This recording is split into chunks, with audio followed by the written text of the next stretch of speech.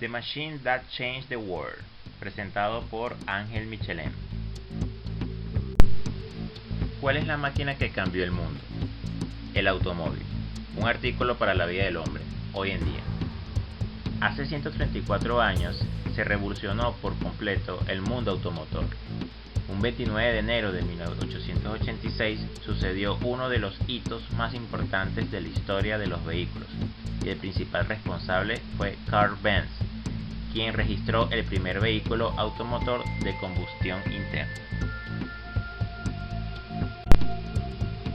En un sentido estricto, el auto comienza en el siglo XIX. La palabra deriva del griego auto, asimismo, y del latín mobilis, que se mueve, sobre todo para distinguir entre los vehículos a motor y los de tracción animal. De estos vehículos autopropulsados se conocieron muchos tipos diferentes a través de las épocas. Una forma de clasificarlos sería el método empleado para la propulsión. Luego se patentó el primer vehículo por motor de combustión interna con gasolina. Se puede dividir la evolución en una serie de etapas marcadas por los principales hitos tecnológicos. En los años 1900, la producción en grandes cantidades de automóviles ya había empezado en Francia y Estados Unidos. Como se demostró en el proceso de la patente de Selden, esta era para un motor de 2 tiempos, siendo que todos los fabricantes que entonces se lanzaban a producir eran con motor de 4 tiempos, por lo que ya no hubo impedimentos para ellos. El desarrollo del automóvil como medio de transporte generalizado fue posible gracias a la evolución en 3 fuentes simultáneas: la técnica, los constructores o fabricantes que formarían en su día la industria automotriz y la competición. Las primeras compañías creadas para fabricar automóviles fueron las francesas Pernod et Levasseur 1889 y Peugeot en 1891. Sin embargo, aunque Francia puede considerarse el país pionero en la concepción del automóvil, en Estados Unidos es donde la novedad alcanza toda su amplitud. En el año de 1908, Henry Ford comenzó a producir sus primeros automóviles, los famosos modelos T, en grandes cantidades en una cadena de montaje, sistema totalmente innovador que le permitió alcanzar cifras de fabricación hasta entonces impensables. Durante esa edad de oro, anterior a 1914, llegaron a la nueva industria varios hombres innovadores. 3 merecen ser citados de manera especial, a pesar de sus personalidades totalmente diferentes, que es Henry Ford, Henry Royce y Ettore Bugatti. Los 3 se salían de las tradiciones al uso, pero era en lo único en que eran semejantes, ya que cada uno abrió camino en la industria a su manera. En el caso de Ford, concibió un automóvil popular muchos años antes de que dicha idea se aceptase, y siguió con su idea en una época en la que el automóvil estaba reservado a los deportistas adinerados. El Ford T salió al mercado en el año 1908 con un precio de $600 y se produjo durante 20 años sin ninguna alteración esencial, al tiempo que el precio se iba reduciendo conforme a la producción aumentaba. En este sentido, Ford fue el padre del automóvil de masas. Dentro de los competidores más importantes de Ford están los que eran el Oldsmobile y el Cadillac, germen de lo que sería después la General Motors, fundada por William Durant. Otros grandes constructores nacen en aquellos años: Dodge Brothers en 1914, anticipando el nacimiento de Chrysler en 1925. Otros inventos notables fueron incorporados, como el cardán y el diferencial, pero ninguno contribuyó más que el neumático, patentado en 1888. El primero, diseñado para automóviles, fue ideado por los hermanos Michelin. En esta época empezó a aparecer el camión. con el objeto de ofrecer una alternativa más flexible en cuanto a el recorrido de transporte de mercancías o complementario al ferrocarril. Asimismo, las necesidades de transporte público urbano llevaron a concebir el autobús como complemento al tranvía eléctrico, que era el sistema más usual hasta entonces. La Primera Guerra Mundial sirvió para poner de manifiesto el papel decisivo, junto al avión, del automóvil, el camión, su derivado, el blindado. También la ambulancia automóvil permitió salvar muchas vidas gracias a su velocidad.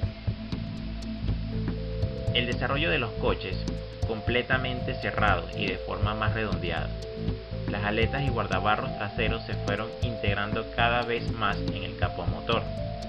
Los faros se fueron integrando en las aletas y apareciendo también el compartimiento para equipajes, integrando la parte trasera de la carrocería. Ya llegando a la Segunda Guerra Mundial, este conflicto fue denominado por la variedad y cantidad de los vehículos de todo tipo que se desarrollaron y que se usaron, como la guerra de los motores.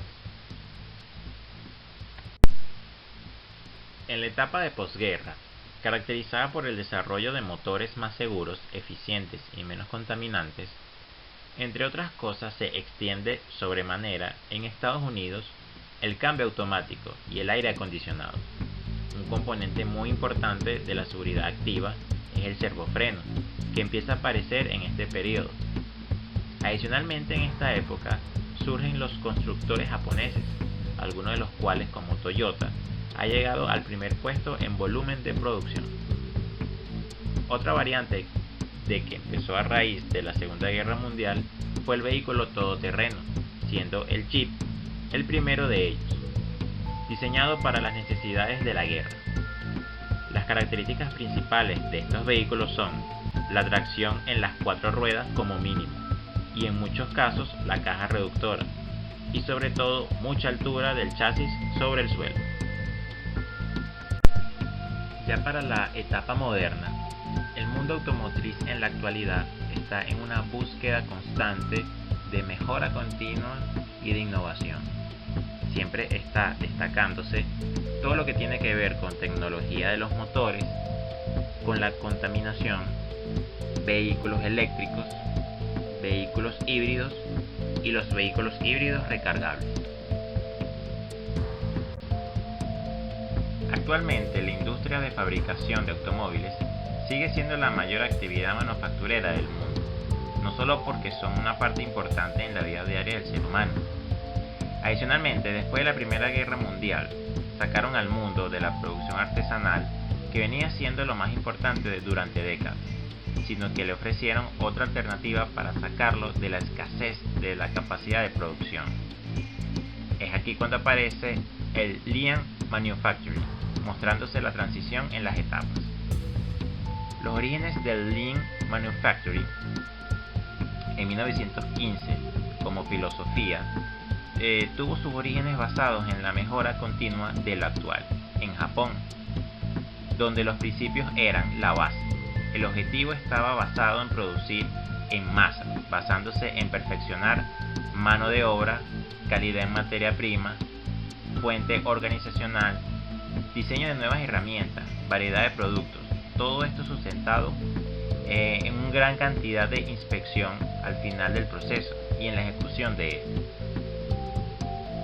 Ya para la época de 1950-1955 estaba llegando el sistema a Estados Unidos, cuyas dimensiones de penetración, siendo la gloria de este alcance efímero, ya que para esa época también fue el año de la decadencia, dando lugar a la debilidad en la vanguardia hasta ese momento existente. Esto sucede porque la producción en masa se había convertido en una modalidad por todo el mundo. Toyota tardó más de 20 años de esfuerzo constante en poner en práctica totalmente todo este conjunto de ideas. Incluye el Just-in-Time en la cadena de montaje de Toyota. Al final triunfaron con extraordinarias consecuencias para la productividad, la calidad del producto y la responsabilidad en el cambio de la demanda del mercado. Claro, es fácil comentar errores en la organización del proceso de manera que los resultados globales sean misteriosamente menores que la suma de las partes. Las compañías de producción en masa tratan de resolver el complejo problema dividiendo la labor en trozos pequeños entre muchos ingenieros con especializaciones muy específicas. El mercado comenzó a fragmentarse en muchos segmentos de productos. Todos estos cambios eran una bendición para el sistema de producción de Toyota. Los consumidores comenzaron a informar de que la característica más importante de su coche o su camión era la fiabilidad. Luego, con la llegada de un montón de autos que vienen de lo que era el nicho japonés, tales como los carros Honda, los japoneses pueden ser capaces de hacer lo que nunca pudieron conseguir las firmas de producción en masa, que es atacar a los productores supervivientes de ese nicho, basado en la artesanía, tales como Aston Martin y Ferrari, para hacer que todo el mundo entre en esa onda del Lean Manufacturing. Toyota ya estaba decidida a no perder nunca un comprador antiguo y podía reducir al mínimo la posibilidad de que ocurriera esto, viabilizando los datos de las bases de datos de consumidores para predecir lo que iban a desear los compradores cuando cambiaran sus ingresos, el tamaño de sus familias, sus modos de conducir o sus gustos. Al contrario que los productores en masa, que se centraban en evaluar el producto y en otras encuestas en compradores seleccionados al azar, compradores que guardan poca lealtad a las marcas, cosa que en el caso Toyota iba directamente a sus antiguos clientes a la hora de planificar un producto nuevo. A los clientes antiguos se les trataba como miembros de la familia Toyota y la lealtad a la marca se convirtió en una característica sobresaliente de este sistema de Lean Manufacturing. Ok, para entender la cadena de suministros tenemos que entender cómo está la organización de la fábrica. Entonces para eso vamos a comparar lo que es el Lean Manufacturing y la producción en masa. Cuando comparamos una planta de producción en masa, encontramos una planta llena de muchas disfunciones. Por ejemplo, las cadenas estaban abarrotadas de lo que llamamos trabajadores indirectos, trabajadores caminos de revelar a compañeros, reparadores de máquinas en ruta a solucionar un problema, personal de limpieza y personas que llevan piezas. Ninguno de estos trabajadores añade valor alguno realmente, y las compañías pueden encontrar el modo de hacer las cosas de otra manera.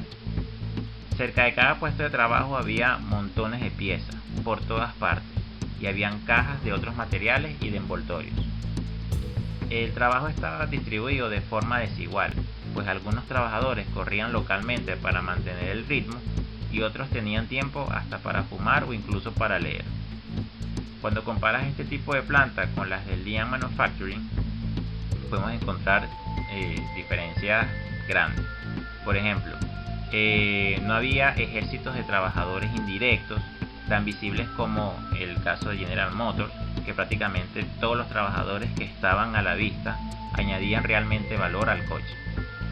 Por ejemplo, Toyota cree que debe haber el menor espacio posible entre los trabajadores a fin de que sea más fácil la comunicación entre ellos y no haya sitio para acumular respuestas. Al estudiar las plantas japonesas, pero en Estados Unidos, encontramos más o menos lo que a veces se suponía, que era el rendimiento medio en casi comparable al de la planta japonesa en términos de calidad, pero se queda atrás en un 25% aproximadamente en términos de productividad. Estas diferencias se creen que se deben particularmente al hecho de que las plantas japonesas en Estados Unidos están a un punto muy temprano de la curva de aprendizaje de la producción ajustada.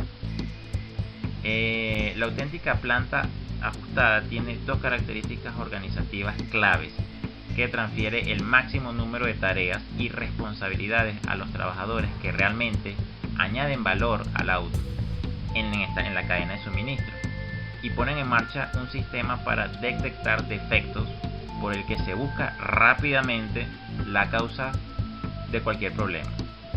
Una vez descubierto, esto significa que el trabajo en equipo entre los trabajadores de la cadena y un sistema que hace posible que todos en la planta respondan rápidamente a cualquier problema y que todos entiendan la situación global. ¿Okay? La producción en masa es simplemente el Lean Manufacturing, pero regida por un manual de reglamento, de manera que nadie tome iniciativas ni se responsabiliza para que el sistema mejore continuamente. Ese es básicamente el planteamiento principal o el que rige el Lean Manufacturing. Como conclusión, en mi opinión, puedo decir que la producción en masa no proporciona una carrera profesional a los trabajadores. Los analistas financieros y los especialistas en marketing progresan a través de la especialidad técnica. La progresión de un director general se produce a lo largo de niveles cada vez más altos de la jerarquía corporativa. Por lo contrario, en la empresa que se guía por Lean Manufacturing, proporciona a cada empleado una clara progresión en la carrera, aunque muy diferente de la producción en masa. Los fabricantes del Lean Manufacturing, que operan sin buena parte de esa jerarquización que encontramos en cualquier empresa del lado de Occidente, tratan de hacer comprender a sus empleados que su capacidad para resolver problemas cada vez más difíciles es el tipo más significativo de progreso que ellos pueden alcanzar.